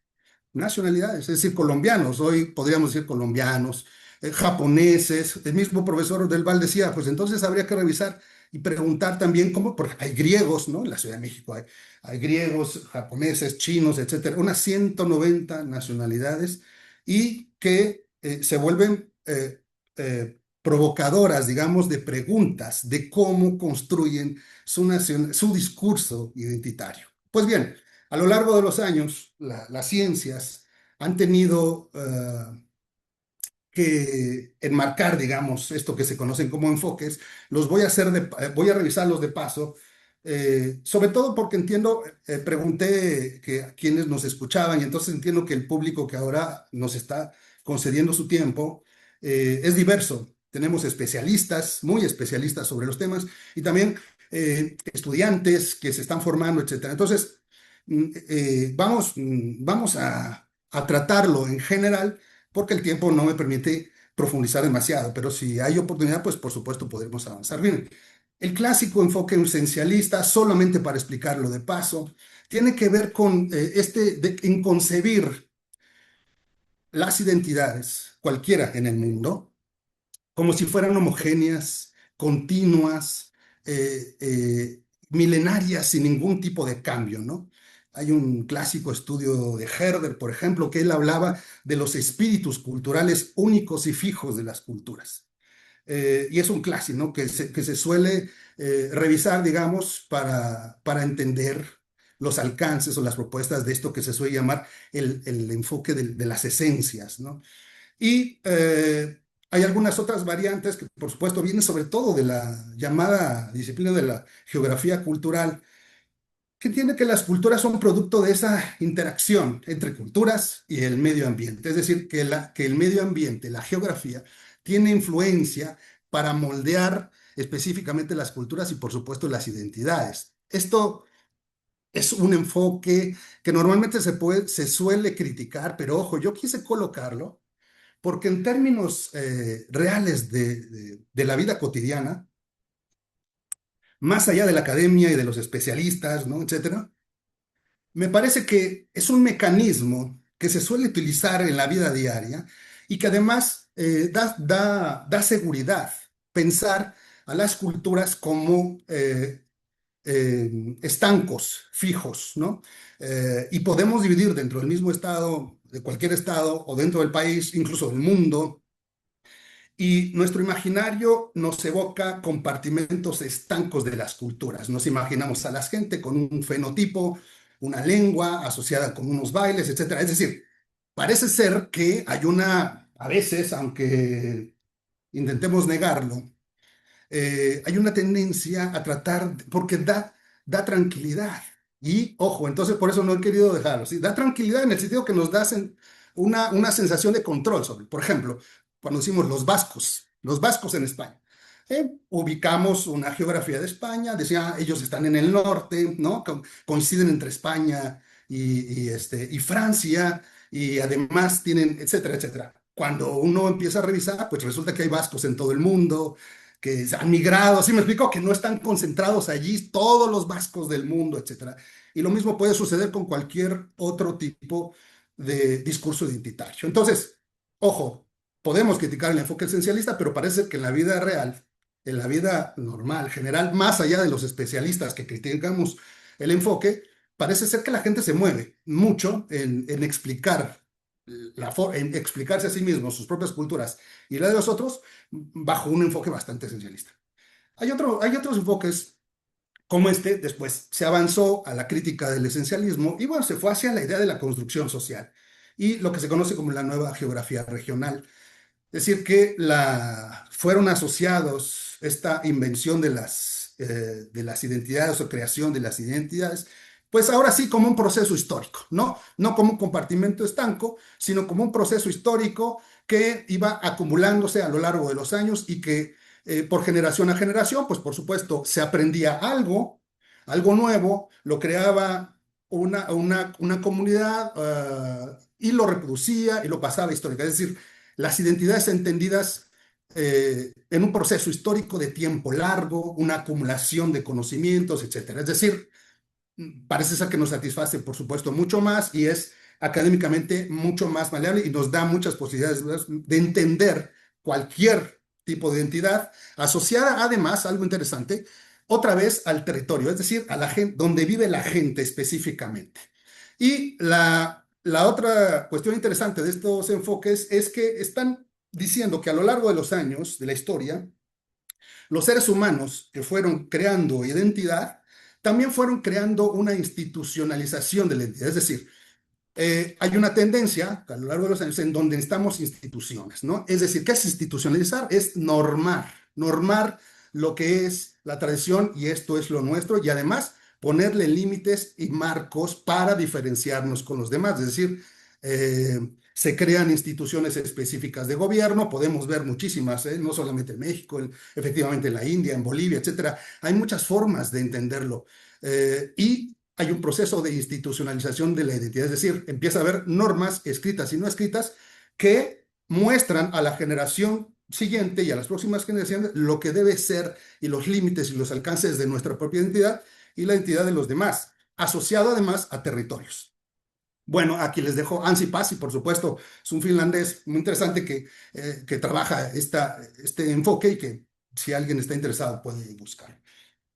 Después vinieron, pues, enfoques más críticos que revisaron más a detalle cómo han ido construyéndose, variando las formas de entender las identidades y las regiones, ¿no? O las identidades asociadas a regiones específicamente territoriales donde los pueblos viven. Y entonces, ahora sí, se llegó a algunos acuerdos en que, bueno, parece ser entonces que la identidad eh, es construida primero por el lenguaje, por el discurso. Entonces hay que entender, cuando queremos estudiar una identidad, hay que entender cómo construye cómo construye las gentes del mundo su propia identidad, cómo explican su propia historia, ¿no? Esta idea de la ancestralidad, de dónde venimos, etcétera, los abuelos, es una forma de construirlo. Y por supuesto, las culturas más antiguas tienen un lenguaje antiguo en el que se concentra la propia explicación de su propia identidad. Segundo, insistía sobre que las identidades y la construcción son relacionales, es decir, dependen de la diferencia. Otra vez esta idea del idem, si se acuerdan, de lo mismo de lo mismo. Una identidad no puede crearse al vacío, digamos, necesitas la existencia del otro o de los otros para que haya una relación de diferencia y se pueda ir construyendo una propia. Y incluso lo que comentaba hace un momento la doctora Nava, ¿no? Hay unas relaciones de poder muy interesantes, las identidades son políticas, ¿no? Mucho más asociadas, por supuesto, a los territorios, a tierras, a mojoneras, ¿no? En el caso de México, de Oaxaca, tenemos mojoneras muy específicas y fronteras desde dónde a dónde empieza una región asociada a una identidad, a una discursividad sobre una identidad. Y por supuesto hay factores de poder que están en juego, ¿no? Y además siempre, históricamente, insisto, al intento de la búsqueda de una hegemonía, de una imposición sobre una cultura sobre otra. Esto, por supuesto, nos sirve para explicar las historias de los países que tienen origen colonial, como el de México, la India, África, etcétera, y que tienen historias compartidas desde el punto de vista de la imposición histórica sobre sus modelos de representación identitaria y territorial. Ahí tienen ustedes a Said, seguramente lo han escuchado, y si no, les puede funcionar a quienes recién están comenzando en los temas. Bueno, hay una vertiente en antropología que también me parece muy interesante, una vez revisado las décadas, por supuesto, de cómo entender, cómo estudiar a las identidades, específicamente a las identidades regionales, subjetivas, colectivas, es esta vertiente académica llamada antropología interpretativa, donde ya directamente destacan el papel de la narrativa y del símbolo, es decir, cómo las gentes de cualquier entidad del mundo describen la asociación de su propia historia con símbolos específicos, no solamente símbolos discursivos, pero incluso con los llamados geosímbolos, es decir, lugares sagrados, lugares asociados a historias de la memoria, etcétera, etcétera. Es una forma muy interesante en el que se puede uno aproximar a la explicación de las identidades, ¿sale? Una identidad regional. Hacer preguntas de cuáles son los geosímbolos, los símbolos sagrados, los espacios sagrados, los ríos sagrados, las montañas sagradas, etcétera, que estas personas explican sobre sí mismos. Segundo, digamos, dimensión sobre este enfoque que observa específicamente esto de la construcción de las festividades, ¿no? Asociadas a la cultura. Pero aquí empieza a haber un problema, porque entonces empiezan a generarse lo que se conoce como performance, es decir, actividades de demostración. Incluso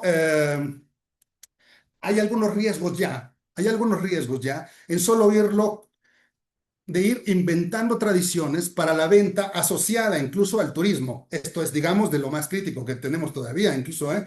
Eh, Le recuerdo dos autores muy importantes sobre estas perspectivas que son críticas y que había que considerar. Uno es las comunidades imaginadas de Anderson, es decir, cómo imaginamos a las comunidades, y el otro es la invención de la tradición de Hobsbawm, cómo a lo largo de los años ha habido invenciones de tradiciones, que no significa que no exista la tradición, sino es cómo se va inventando en muchos de los casos y que no son ancestrales, sino que se hace un invento para la construcción específicamente del mercado, para vender, para construir y para hacer una definición específica como una mercancía. Por cierto, aquí no he colocado específicamente esta vertiente del estudio de las identidades en perspectiva marxista, que también asocia sobre todo medios de producción, diferenciación, de los diferentes productos que cada una de las culturas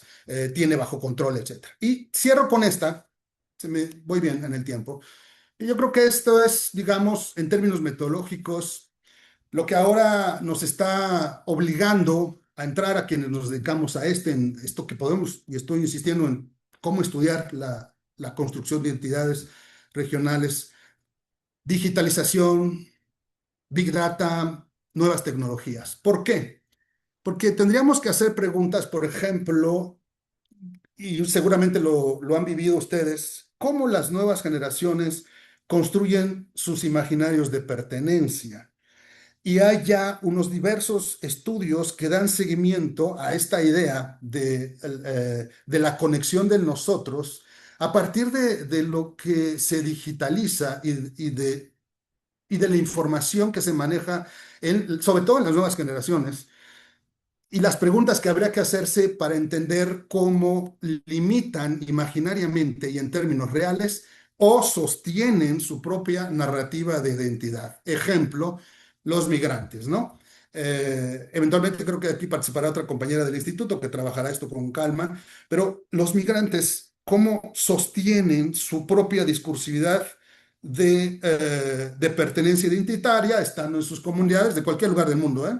No solamente estoy pensando en México, estoy pensando en la India, en África, que se traslada y que gracias a los medios digitales mantiene la comunicación y el sostén discursivo, narrativo del nosotros y la diferencia de esta cultura en donde el migrante tiene que adaptarse para bien o para mal. Y este tipo de estudios, de metodologías, por supuesto, hoy con el desarrollo de los métodos cuantitativos digitales, ha tenido pues bastante posibilidades de explicar las dinámicas de la construcción de los imaginarios de las identidades regionales. Un ejemplo rápidamente, tengo 7 minutitos, de uno de los casos que a mí me ha tocado seguir durante varios años en México. Y voy directo, hay 30 años de antecedentes sobre estos sujetos políticos que hoy conocemos como afromexicanos, afrodescendientes. Es largo, por lo menos 30 años, en donde sujetas y sujetos de diferentes lugares, no solamente de México, en América Latina, en Estados Unidos, buscaban la famosa reconocimiento de la existencia de culturas distintas de los pueblos indígenas y a las mestizas, que estuvieran asociadas a la historia de la africanía en América, específicamente en México. En México, en el 2009, después de 30 años de luchar, de buscar acercamientos con el poder, de dar talleres, de discutir los límites, finalmente fueron reconocidos en la Constitución de la Federación, en la adición del apartado C del famoso artículo 2 de la Constitución mexicana. Fueron colocados en el mismo nivel jurídico de los pueblos indígenas.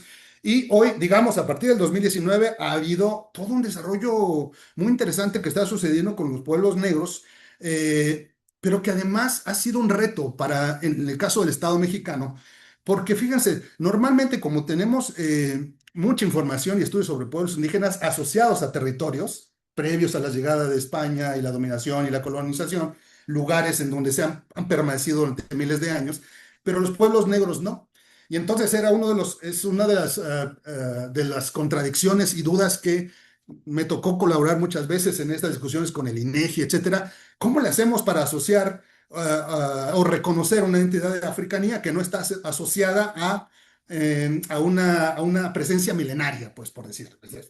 Discusiones como este tipo, siempre decíamos sí, pero el Estado mexicano nace en el siglo XIX, cuando todavía, es decir, el municipio llega hace 5 siglos con los españoles y la dominación española funciona desde el siglo XIX, del siglo XVI, funcionan, se integran los africanos y en el siglo XIX nace el Estado mexicano, ya con la constitución que hoy están ellos refrendando y diciendo que no es posible. Bueno, pues están en la constitución, pero sigue siendo un reto. Miren, esta es la estratificación de entidades federativas según el porcentaje de población que se considera afrodescendiente en México, ¿no?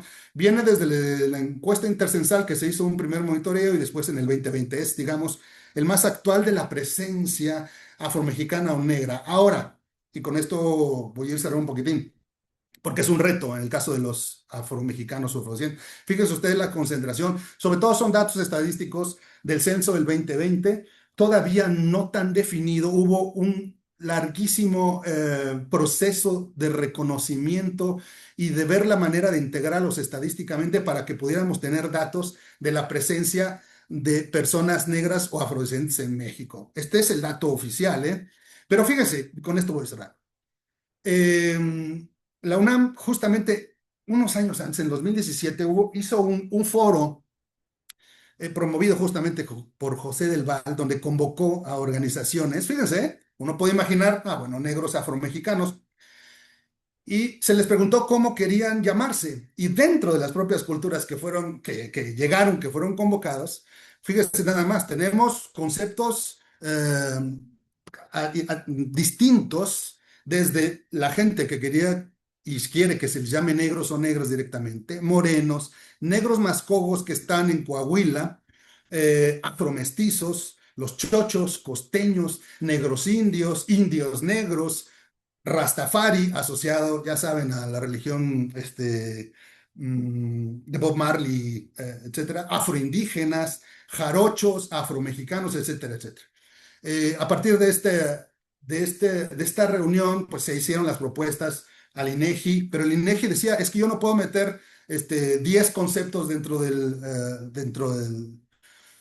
método para recuperar la información estadística, necesito que se decidan por una. Fue larguísima la discusión interna, dentro de las propias organizaciones, porque cada uno de ellos, de ellas, querían que se reconociera su propio concepto. De hecho, querían que se incluyera dentro de la estadística nacional todos los conceptos que aquí ven y algunos otros más. En fin, al final nadie queda conforme porque el Estado mexicano, con su modelo de medición y de explicación de población, etcétera, pues tuvo que decidirse y al final quedó entre negros afromexicanos, ¿sale? Que es el que van a observar. Solamente es para mostrar parte de la complejidad de esto que llamamos identidades, más el problema de asociarlas a una región específica o a un territorio en específico. Reflexión final, y estoy cerrando ya, me quedan 5 minutitos. Esto que llamamos las identidades regionales, pues queda claro que tiene un tránsito académico, teórico, discursivo, que aquí yo no he presentado todos los enfoques, ¿eh? Hay enfoques de la psicología social, etc. Sin embargo, podríamos decir que actualmente, para tratar de conocer el abanico de posibilidades cuando uno intenta tener una aproximación a cualquier identidad del mundo que queramos aproximarnos para comprenderla, tendríamos que entender que las regiones no son entidades naturales, es decir, no existen, como decía la doctora Nava, por generación espontánea, ¿no? Son construcciones sociales, es decir, hay una larga explicación de carácter social en donde se va transmitiendo el conocimiento de generación en generación y se van consolidando verdades sobre esa identidad. Segundo, la identidad regional es un proceso histórico, simbólico, político. A la hora de hacer investigaciones sobre identidades regionales, tendríamos que preguntarnos, pues, cuál es la historia de este pueblo, cuáles son los símbolos que que se apropian y que le representan, y cuáles son las relaciones políticas que existen debajo de esto, porque no es una historia de buenos y malos, porque entonces estaríamos otra vez cayendo en el mismo enfoque esencialista que yo les hablé al principio, ¿sí? Una identidad de malos y buenos que cuando es atravesado, por ejemplo, por racialidades y racismos, entonces son los negros son malos, son los ladrones, ¿no? Y los blancos, etcétera. Todo lo que ustedes ya conocen y que seguramente si hay una segunda oportunidad para discutirlo, lo podemos ver a más detalle. Y finalmente, hay un consenso actual, esto que las identidades están en una constante transformación, que hoy tenemos jóvenes, por decir algo, de la nueva generación, de diferentes culturas del país y del mundo, con teléfonos celulares que les gustan los narcocorridos y que asocian sus imaginarios a los narcocorridos, ¿sí? ¿Me explico? Es un ejemplo. Es decir, eso integra una identificación generacional específica, sí o no, etcétera, etcétera. Es decir, hay que verificar las transformaciones y las dinámicas propias de cada uno de esto, de lo que llamamos identidades, y si la región es suficiente para explicarlo o no. Así que finalmente,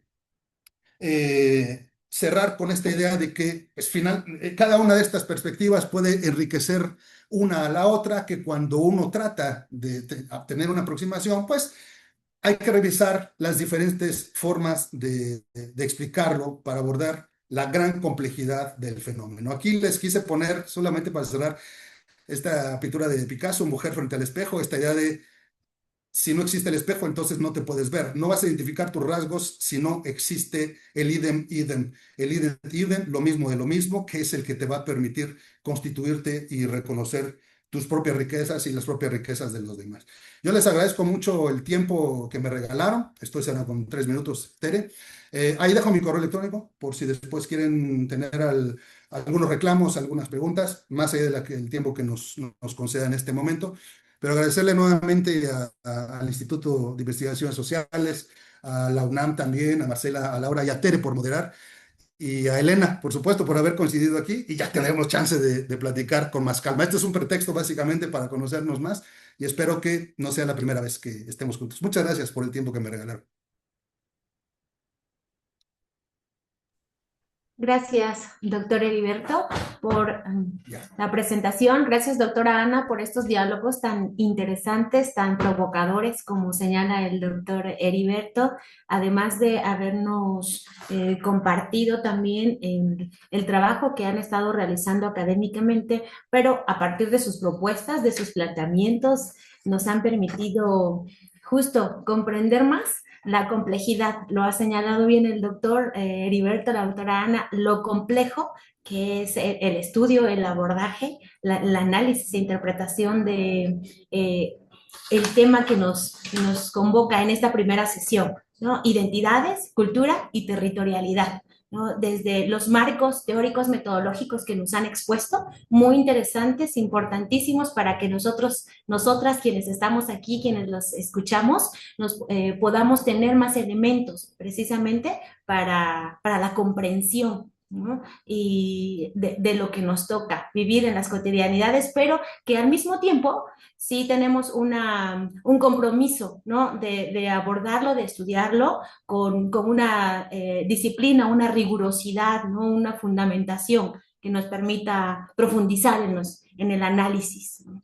de estos temas. Les agradecemos. Vamos a dar inicio entonces al espacio de preguntas, respuestas, comentarios, incluso cierres, y por ahí tenemos unos minutitos. Nuestros ponentes amablemente terminaron en tiempo y forma. Creo que por ahí se les dará también algunos minutos para cierre. Y vamos a iniciar con comentarios y preguntas. En un primer momento me voy a permitir leer la pregunta que está en el chat. Por ahora tenemos una sola pregunta. Esperemos que los participantes se animen y también nos vayan escribiendo ahí. Le pasamos esta pregunta y vamos a los comentarios. El compañero Irving Rosales Martínez dice, pregunta, ¿cómo se entiende con en el enfoque esencialista o el enfoque esencialista plantea que las identidades son homogéneas y fijas? La pregunta es, ¿cómo se entiende con este enfoque los procesos de cambio cultural, migración, globalización, incluso las redes sociales que transforman estas identidades. Y bueno, adelante, doctor, que nos estaba hablando de este enfoque. También, doctora Elena, si tiene alguna contribución a los planteamientos, a las preguntas, adelante. Doctor. Sí, muy breve. Gracias, Irving. Desde el punto de vista del esencialismo no hay cambio. ¿Sí me explico? Es una continuidad inmutable, es decir, que se conservan como si fueran figuras fijas en la historia. Eh, Tú ves, por ejemplo, insistía yo hace un momento sobre claro que los Ainu, por ejemplo. En Japón, en el norte de Japón, está la llamada élite de los Ainu, el pueblo indígena japonés. Y entonces dependerá de la forma como lo abordemos desde aquí, cuando no conocemos directamente al pueblo, de lo que nos relaten los medios, etcétera. Pero hay un riesgo muy importante solamente con quedarse con el discurso de los Ainu como es presentado en una festividad, en un tiempo turístico japonés de una época importante. ¿Sí me expliqué? Uno de los riesgos que existe con el famoso enfoque esencialismo es que es muy fácil quedarse y construirse un prejuicio a partir de un solo enfoque y de una construcción discursiva hasta la invención de los trajes, bueno, se llaman trajes regionales, se comienzan a inventar banderas. La invención de la bandera, Benny Anderson nos dice incluso el proceso de cómo se crea la famosa bandera para definir específicamente los colores, y etcétera, etcétera. Entonces, el esencialismo en el clásico, digamos, no explica el cambio.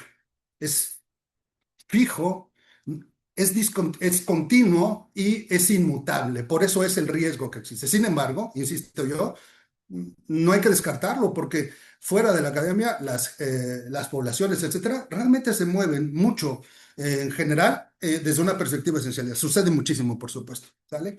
Entonces, lo que ha pasado es que hemos ido flexibilizando las perspectivas, añadiendo, bueno, relativizamos, está bien, fueron construyendo efectivamente símbolos, los reconocieron, se lo fueron apropiando, construyeron una forma de alimentación específica y durante años y miles de años la fueron trasladando. Eso es la cultura, por supuesto, ¿no? Es un cambio constante. No hay una cultura, y yo creo que seguramente lo has visto, Irving, no hay una cultura pura, pues. No existen las culturas puras. No existen en ningún lugar. Fíjense, en algún momento, incluso los japoneses después de la Segunda Guerra Mundial, recuerdo que solía haber algunos intelectuales que decían que la única cultura pura del mundo que existía era Japón, justamente, porque no tenía mezcla de genes, etcétera, etcétera, porque se había mantenido durante 750 años después hasta el cambio de la época Edo, etcétera. Y sin embargo, no, hoy la biología demuestra específicamente, y lo sabemos bien, que los genes son los mismos para cualquier ser humano, ¿no? El 99,6% de los genes es exactamente lo mismo, y es una mínima parte de los famosos genes los que nos dan los colores de la piel, las diferencias fenotípicas, etcétera. Sin embargo, eso desde el punto de vista biológico ha quedado claro que las razas no existen, pero si seguimos construyendo en nuestro imaginario figuras fijas, esenciales de las culturas, y si nos quedamos con la idea de la inmutabilidad, simplemente pues nos vamos a quedar con una idea muy cerrada del mundo, ¿no? Y de las culturas. A mí me gustaría abonar un poco a lo que dijo el doctor Ruiz. Creo que sí, que efectivamente, bueno, y un poco más bien me gustaría pensar en la división entre identidades y prácticas, ¿no? O sea, las prácticas como un reflejo de esas identidades. Y yo considero que las prácticas sí cambian todo el tiempo. O sea, las prácticas culturales o las prácticas sociales, las prácticas económicas, políticas, cambian. O sea, sí hay ciertos cambios. Bueno, hay varios autores que lo manejan de esa manera, ¿no? Que hay, las prácticas sí van no modificando una identidad, pero sí cambiando ciertos rumbos que llevan las sociedades, ¿no? Las culturas. Entonces, a lo mejor antiguamente, por ejemplo, la subida al Zempoaltépetl en Tlahuitoltepec, llevaban vasijas de barro para llevar el tepache y llevaban no sé, los chats y los demás elementos de las diferentes, del ritual, digamos, lo llevaban a lo mejor en vasijas o a lo mejor en hojas de maíz, no sé. Y entonces a partir de cierto momento que hubo la entrada de los plásticos, entonces ya la práctica se modifica y entonces se suben un montón de plásticos, ¿no? Entonces, no sé, hay un momento en el que ciertas prácticas cambian, ¿no? Por la entrada y por la apropiación de ciertos elementos, ¿no? Diversos, pues, del capitalismo y de la sociedad envolvente. Entonces, yo creo que sí, que las prácticas se van modificando. Por ejemplo, pensando un poco en esto de redes sociales, ¿no? Que a lo mejor ya no se busca recrear, por ejemplo, la identidad a través de la radio o a través de la tele o a través del video, sino que a lo mejor ahora a través de redes sociales, pues sí se apropia la gente de redes sociales o pues, de TikTok y demás, y entonces se recrea la identidad, por ejemplo, a partir de esa otra práctica, ¿no? Una práctica que es retomar otra red social, una red social, ¿no? Que antiguamente, pues bueno, cuando nacimos, los somos cuarentones, cincuentones, pues no existía eso, ¿no? Nacimos hasta sin internet. Entonces, yo creo que sí, que las prácticas sí cambian, pero sí la cuestión de las identidades yo creo que es algo muy, pues sí, a lo mejor no completamente fijo, pero sí, yo creo que hay muchas cosas que quedan como muy fijas, porque podríamos como jugar con esta cuestión de la transformación y la permanencia, ¿no? O sea, en el mismo cambio cultural, ¿qué permanece y qué queda fijo, ¿no? Pues hay unas cosas que están como, que continúan muy fijas a pesar de que se siguen una especie de eterno retorno, ¿no? Un poco así como una especie de resorte, ¿no? Que hay ciertas continuidades pero también hay transformaciones. Entonces, sí, y eso yo creo que es selectivo, ¿no? O sea, que cada cultura, cada comunidad, hasta cada familia va definiendo cómo selecciona estos elementos, ¿no? No sé, se me vino a la cabeza todo eso, sí. Agradecemos las respuestas del doctor Heriberto, la doctora Ana, para respetar los momentos de participación en que nuestros asistentes están haciendo preguntas o levantando la mano. Vamos a dar la palabra a la doctora Yolanda Jiménez Naranjo y regresamos con las preguntas. Después vamos con la doctora Virginia. Adelante, doctora. Gracias, pues muchas gracias, Elena, Heriberto, por este inicio de ese seminario que espero sea muy prometedor. Tengo unos comentarios para ambos. Fíjate, Heriberto, me quedé pensando en esta idea de la mismicidad, ¿no? La identidad como más de lo mismo, porque la identidad siempre es un proceso que surge en la otredad. No existe la identidad en la mismicidad, ¿no? Existen hombres porque existen mujeres, existen indígenas porque existen colonizadores, o sea, siempre surge ante un otro distinto. Ante la mismicidad no surge la identidad porque no es necesaria. La identidad no es distinto a las prácticas culturales, no es un proceso que necesitemos, es un proceso o sea, sí necesitamos para identificarnos con un otro distinto, ¿no? El ejemplo clásico que yo siempre pongo es que todos somos terrícolas aquí, pero nadie se identifica como terrícola, aunque efectivamente lo seamos, ¿no? Porque somos lo mismo. Y como somos lo mismo, no tenemos necesidad de identificarnos, ¿no? Pero si a este planeta llegaran extraterrestres, seguramente tendríamos, y se parecieran a nosotros, pues tendríamos esa necesidad, ¿no?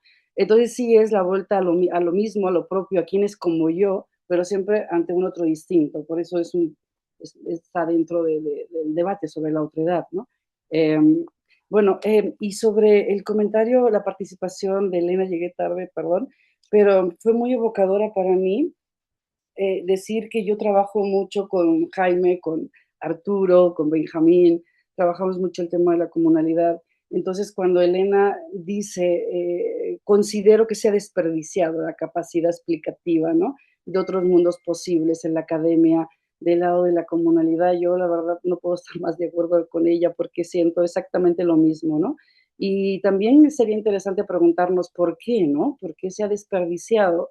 Este es un tema que yo he hablado con Jaime, con Arturo, también con Benjamín, ¿no? Como a veces les hablo de la academia y es como, bueno, ahí no vamos a, ahí es complejo porque en cierta medida tampoco es un espacio con el que ellos se identifiquen, ¿no? Entonces no es un espacio exactamente como que se espera una aprobación por parte de la academia, ¿no? Pero yo sí creo que, como decía, se ha desperdiciado ese potencial. Se está desperdiciando y también se está expropiando, porque al no reconocerlo, se reproducen sus teorías de otro mundo posible, pero no se les da los créditos a las personas, ni siquiera a las personas, a las formas de vida que sostienen ese pensar, con lo cual la injusticia social se reproduce con la injusticia cognitiva. Y creo que aquí tenemos en la academia un trabajo propio que hacer, ¿no? Con nombrar y reconocer en su justa medida estos aportes.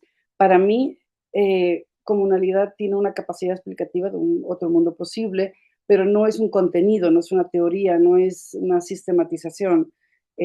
Cuando uno plantea otro mundo posible, plantea otra ciencia posible, plantea otra forma de conocer posible. Y eso está en la mesa, aunque no lo tomemos, ¿no? Sí nos están planteando la posibilidad de entender el conocimiento de una forma radicalmente distinta a como lo entendemos en las universidades convencionales, ¿no? Y creo en ese sentido me ha gustado mucho tu expresión de se está desperdiciando. Particularmente es un tema muy complejo. En mi experiencia muy particular, cuando hablamos de esto, justamente se nos acusa de esencialización, ¿no? Entiendo lo que decía Heriberto, yo también creo que la esencialización no es algo que ayude, pero muchas veces se adjudica algo esencializado, algo que no lo es, simplemente como una nueva narrativa para negar la viabilidad, para negar justamente, para hacer creíble una propuesta, ¿no? Más allá de que, por supuesto, hay prácticas esencializadas que hay que cuestionar, ¿no?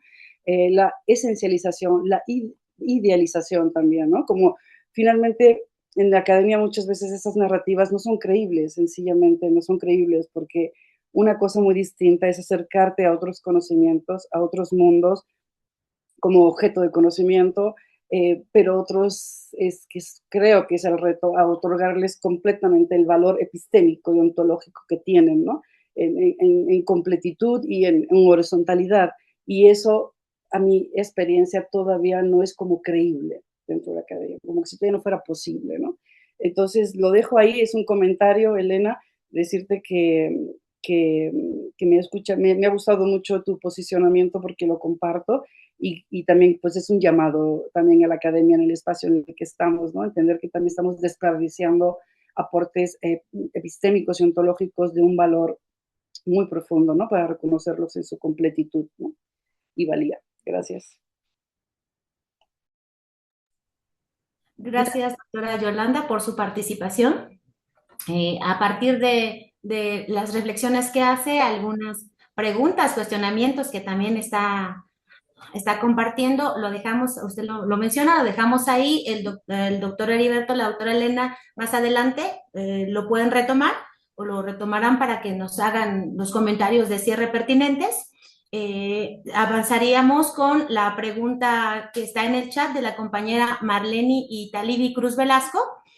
Ella nos comenta, ¿desde dónde podemos estudiar los procesos de desconexión que atraviesan múltiples hijos de indígenas, ya que no son hablantes de una lengua materna y que ya no pueden autoidentificarse como indígenas? Doctora Elena, doctor Heriberto, si quieren tomar la palabra. ¿Quieres comentar, Elena, o quieres que comente? Si quieres tú, Heriberto, sí. Muy bien. Sí, muchas gracias. Sí, leí la pregunta y me pareció muy interesante. Desconexión que atraviesa... Excelente pregunta para los tiempos que estamos viviendo. Sobre todo, alejándonos de esta idea de compartimentos estancos. Las nuevas generaciones conocen el caso, decía hace ratito Elena, de los TikToks y de Yaritza, etcétera, de estos jóvenes que ven de Seattle en Washington y ya se aleja, es decir, que provoca risa, pero sin embargo habla de mucho de esto. Yo soy una movilidad justamente en Washington, en Seattle, y efectivamente, como existen en muchos estados de la Unión Americana, muchas comunidades indígenas en donde la primera generación, y de esto seguramente cuando participe la compañera Virginia Guadalupe aquí del instituto hablará con más detalle en esto, es un gran problema. Es un gran problema allá y es un gran problema acá. En el sentido de que la primera generación de inmigrantes, los padres que se fueron con toda la carga de identificación con las lenguas indígenas que hablaban, la reproducción de los días de los santos en Los Ángeles, etcétera, etcétera. Todo esto que ya conocemos y seguramente muchos de ustedes tienen familiares. Hablo específicamente de nuestros migrantes, ¿sale? Pero sucede lo mismo con otros migrantes de otros países. exactamente igual. Los chinos que tienen hijos en otros países y dejan de hablar su lengua, etcétera, etcétera. ¿Cómo abordar? Fíjate, yo estaba pensando, Marlene, había que regresar a ese concepto que Bonfil Batalla nos propuso en su momento. En la idea, él habló de indios desindianizados, ¿no? Indios desindianizados, es decir, que por decisión propia o por decisión de una generación previa, ya no les enseñan inglés, perdón, lenguas indígenas a sus hijos, algunos tampoco les enseñan ya ni siquiera español y reproducen, ya no, ya, si ustedes tienen contacto con algunos familiares, posiblemente o no, sí o no. Hay estudios específicamente sobre migrantes mexicanos de Michoacán, no solamente de Oaxaca, que allá en las comunidades que han formado en Estados Unidos simplemente ya no hay reproducción social de la cultura que dejaron en el pueblo. Y es la primera generación, si mucho llega la segunda generación. Ahorita dirá algo Virginia sobre eso, me gustaría que nos puntualizara más porque ha hecho trabajo sobre ello, pero habría que pensar en alguien, claro, lo podemos entender como una pérdida de cultura, definitivamente.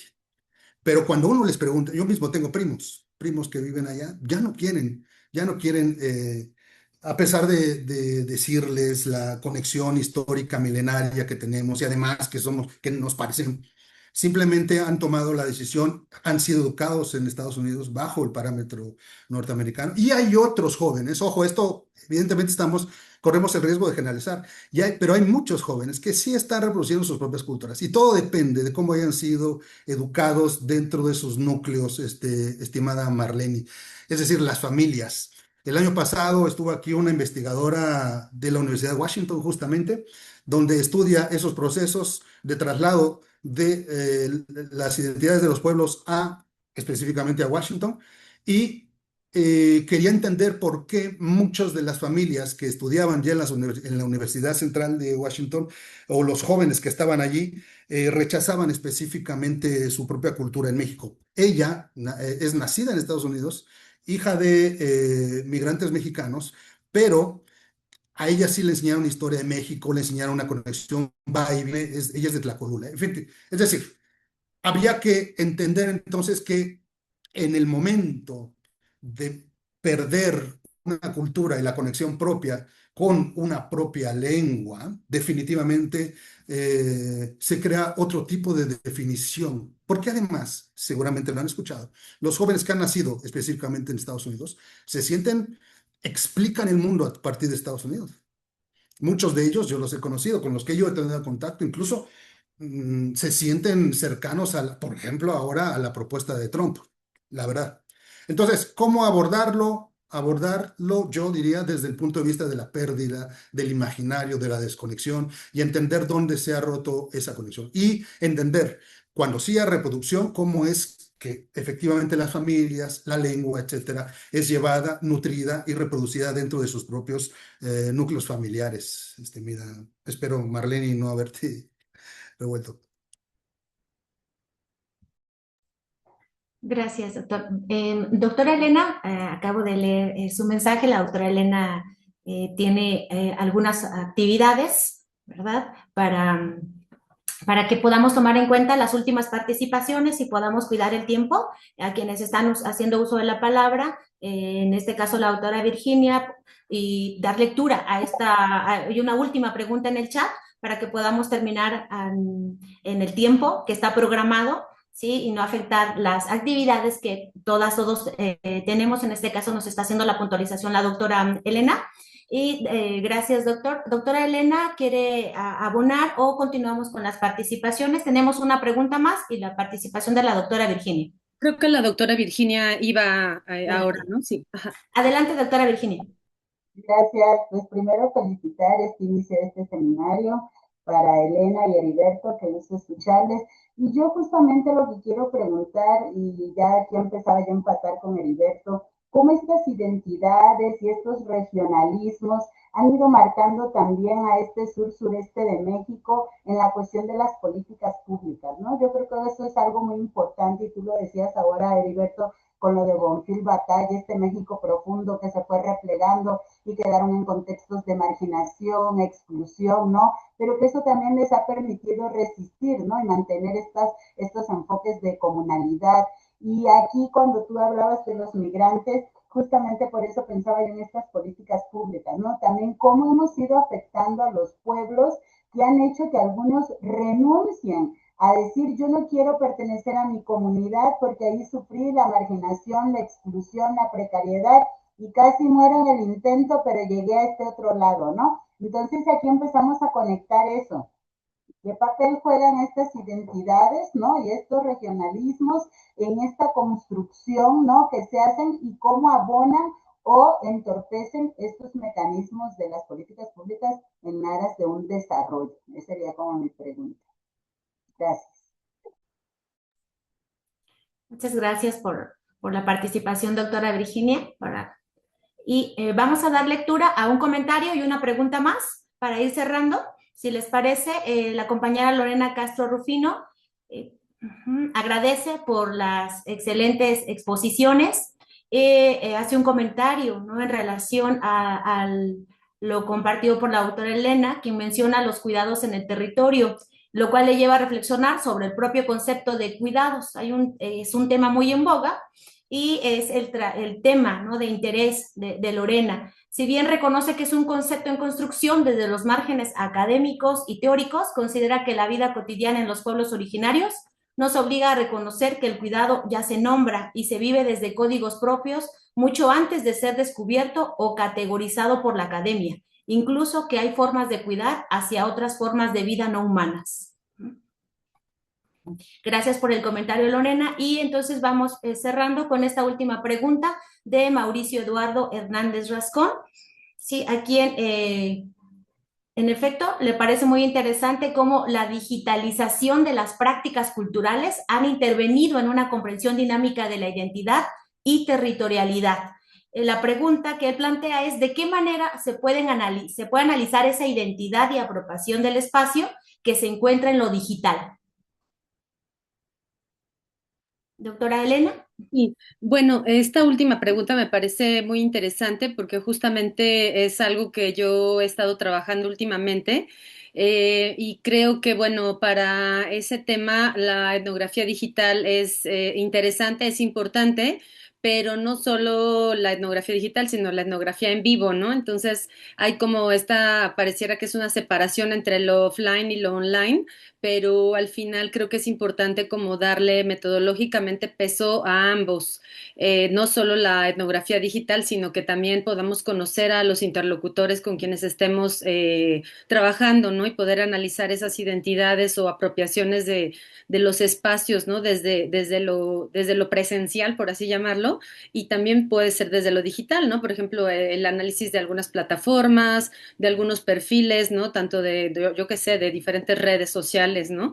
Dependiendo de los temas que se quieran analizar. Pero claro que es posible y bueno, yo desde hace ya muchísimo tiempo, cuando llegué a Tlahuitoltepec, por ejemplo, mi tesis fue sobre justamente, se llama Cambios, ¿cómo se llama? Prácticas culturales en movimiento, Internet en un bachillerato, en el BICAP, ¿no? Que es el Bachillerato Indígena Comunitario Ayuj Polivalente, no el CEBETA. Entonces creo que sí hay como maneras de poder observar este fenómeno, ¿no? De lo digital, más bien de las identidades y de la apropiación de los espacios a través de lo digital. Y una cosa que quería yo responder un poco al comentario de Yolanda, que qué bueno, me da mucho gusto verla, hace años que no nos veíamos, creo que la última vez nos vimos en una reunión de la Academia de la Comunalidad. Justamente sí, pues sí, o sea, sí está desperdiciada, ¿no? Gracias por la categoría de comunalidad, ¿no? Como una posibilidad de análisis, ¿no? Como una lente teórica, metodológica, vívida, ¿no? Como lo decía Gustavo Esteban, ¿no? Es algo que se vive, es una categoría viva. Entonces, pues yo lo único que creo es que es solo a través del atreverse, ¿no? Hacerlo, porque yo me atreví porque estaba en Brasil. Yo estudié maestría y doctorado en Brasil y me atreví a hacerlo gracias a, bueno, y también gracias a las comunidades que estuve viviendo en Tlahui bastante tiempo y después a Jaime que lo conocí y también un poco a la familia de Floriberto, ¿no? Que también ellos me impulsaron un poco y ellas, ¿no? Ellas más bien me impulsaron a poder usarla, la categoría, y a una profesora en Brasil que se llama Alcida Ramos y que ella me dijo, no, o sea, si vas a llevar en serio la categoría, la llevas en serio hasta el final de la tesis. Y me la llevé muy en serio y lo hice, pero cuando llegué aquí, pues sí, mi tesis fue un poco invisibilizada, sobre todo en cuando la metí a premios o cuando la metí a algunos momentos así que yo quería como que fuera más visibilizada. Pero bueno, al final sí fue publicada por el CIESAS, lo cual me dio muchísima emoción y fue muy bueno.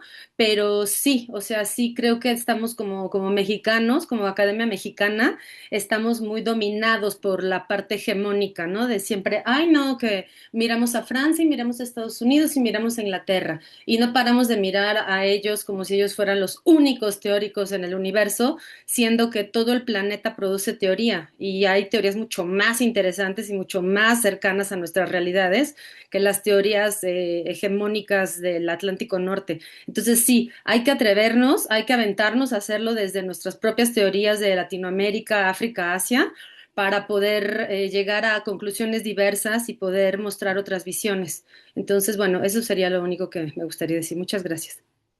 Y gracias por la invitación y bueno, gracias por los comentarios. Gracias, doctora Ana. Doctor Heriberto, tiene un minuto, 2 minutos. Nos falta todavía tener un espacio para que podamos abrir todas nuestras cámaras, se tomen las fotografías para hacer este cierre formal. Antes de ello, doctor Heriberto. Sí, muchas gracias por la invitación. Vicky, la verdad es que por el sonido ya no escuché lo último, pero ya lo discutiremos con calma. La verdad se me perdió, ¿eh? No crees que me doy cuenta. Y nada más comentar rápidamente creo que Mauricio se llamaba también. Mauricio, hay mucho software ahora en donde extraes los datos de las redes sociales. Si te interesa el método cuantitativo, lo extraes, generan redes, etcétera. Si me escribes al correo electrónico, si quieres, te puedo hacer algunas recomendaciones y más o menos cómo puedes cartografiar esto que hoy también se asocia con la etnografía o estudios digitales. Bueno, agradecerles a todas por su tiempo. Siempre es un esfuerzo, por supuesto, estar pendiente durante tanto tiempo a las pantallas. Sin embargo, ha sido muy interesante escucharlos, otra vez reactivar preguntas que uno a veces se olvida, ¿no? Que ya da por descontado. Uno se va dando también sus propias verdades y sin embargo cuando lo coloca uno en una mesa otra vez, pues resulta que no hay tantas certezas como las que nosotras pensábamos. Bueno, y para esto son estos encuentros, ¿no? Les agradezco quienes nos escucharon. Elena, muchas gracias por escucharte. Yolanda, Virginia, mis colegas, ¿no? Quienes estuvieron aquí, a los que puedo identificar, pues muchas gracias por el tiempo. Y bueno, vamos a estar escuchándonos a lo largo de este seminario. Gracias a ambas instituciones por haberlo promovido. Gracias, Tere. Gracias, doctor. Si nos da tiempo para que pueda colocar también su correo electrónico en el chat. Gracias. Bien, les voy a pedir ahora a todos que podamos abrir nuestra cámara para que nuestra compañera, la maestra Yorosochitl, pueda apoyarnos con la captura de pantalla. Maestra, usted nos indica. Sí, muchas gracias, maestra Tere. Un momento más, por favor. Si siguen en pantalla. Unos segundos más, por favor. Unos segundos más y ya casi terminamos.